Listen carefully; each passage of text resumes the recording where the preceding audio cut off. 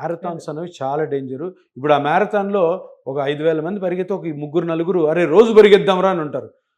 తప్పకుండా ఏ డాక్టర్ని కన్సల్ట్ అయ్యి నడుము నొప్పి, మోకాలు నొప్పి.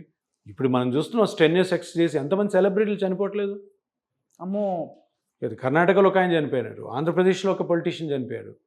ఇంక వల్ల. మన రీల్స్లో చూస్తా ఉన్నాం, డాన్స్లు వేస్తూ చనిపోయేవాళ్ళు, జిమ్ములు చేస్తూ ఎన్ని సార్ చనిపోయేవాళ్ళు. ఎందుకు సార్ మొన్న చాలా పెద్ద మీరు అన్నట్టు కరెక్ట్గా ఒక అమ్మాయి స్టేజ్ మీద ఏదో ఫేర్వెల్ స్పీచ్ ఇచ్చి కొలాప్స్ Collapse అయిపోయింది. అయిపోయింది. మొన్న బ్యాడ్మింటన్ ఆడుతూ పడిపోయాడు.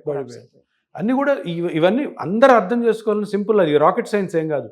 హెవీగా స్ట్రెయిన్ అయినప్పుడు హార్ట్ సడన్గా స్టాప్ అయిపోతుంది, అంతే కదా. ఏ జబ్బు లేనివాడు ఆ ఎక్సర్సైజ్ చేస్తే చనిపోయాడంటే ఆ ఎక్సర్సైజ్ నీ బాడీకి సరిపోలేదు. అంతే, ఎక్కువ ఆక్సిజన్ రిక్వైర్మెంట్, హార్ట్ బాగా ఫాస్ట్గా కొట్టుకుంది, ఫిబ్రిలేషన్లోకి పోయింది, హార్ట్ స్టాప్ అయిపోయింది, అంతే. దానికంటే వేరేది ఏమి ఉండదు. ఆల్రెడీ డిసీజ్ ఉన్న వాళ్ళకి ఏదైనా వేరేది ఎక్స్ప్లెయిన్ చేయొచ్చు, కానీ ఇప్పుడు ఈ చనిపోయిన వాళ్ళందరూ కూడా మంచి కండలు, సూపర్ బాడీ ఉన్నవాళ్లే. అదేమవుతుంది, వాళ్ళ బాడీ ఎంత బాగున్నా కానీ హార్ట్ సపోర్ట్ చేయదు.